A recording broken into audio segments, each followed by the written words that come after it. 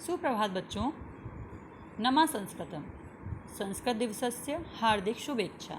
मम नाम मोनिका अस्ति।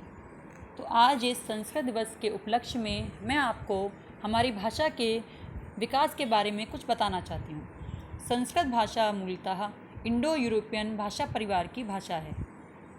यह भाषा परिवार विश्व के प्राचीनतम भाषा परिवारों में से एक है।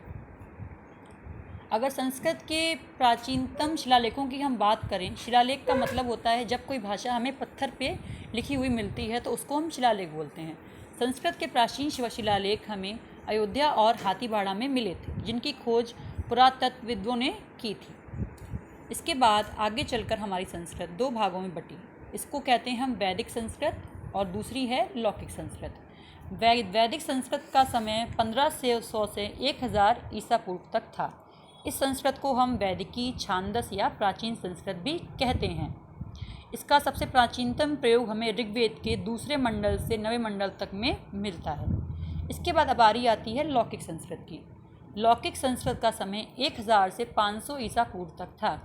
यह मूलतः वह भाषा है जिसमें हमारे संस्कृत के कई सारे ग्रंथ लिखे गए। इसे हम लौकिक संस्कृत या क्लासिकल संस्कृत भी कहते हैं। अगर लौकिक संस्कृत के पहले ग्रंथ की बात करें तो वो वाल्मीकि कृत रामायण माना जाता है, जिसमें 7 कांड और 24,000 श्लोक हैं।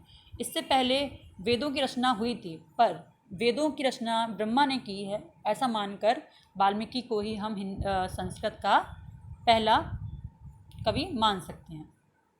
इसीलिए इन्हें आदि कवि भी कहा जाता है। इसके बाद संस्कृत की दूसरी प्रमुख रचना है महाभारत, जिसकी रचना की थी कृष्णद्वैपायन या वेदव्यास ने। इसमें 18 पर्व और 1 लाख श्लोक हैं। इसकी पांडुलिपि या हस्तलिपि कुछ इस प्रकार की दिखती है। इसके अलावा अगर संस्कृत की विशाल संपदा की हम बात करें तो उसमें बहुत सारे ग्रंथ हमें समय समय पर मिल सकते हैं। संस्कृत में जो 3 मुनि हैं, जिनका सबसे पहला नाम है या जो बहुत ही प्रसिद्ध थे, उनको हम मुनित्रय के नाम से जानते हैं, जिसमें हमारे पहले मुनि हैं पाणिनि। पाणिनि का अष्टाध्यायी संस्कृत का एक प्रसिद्ध ग्रंथ है। इसके अलावा कात्यायन का वार्तिक और पतंजलि का महाभाष्य, ये तीनों ही ग्रंथ बहुत ही प्रचलित ग्रंथ हैं, जिन्हें संस्कृत की अमूल्य संपदा में हम जोड़ सकते हैं।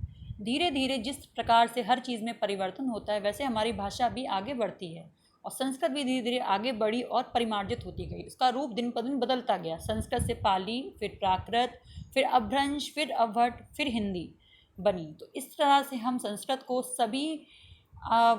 सभी आदि भाषाओं की जननी कह सकते हैं, या हम ये कह सकते हैं कि संस्कृत जो है हमारी, वो हिंदी की जननी है। इसलिए संस्कृत को हम देववाणी भी कहते हैं। धन्यवाद।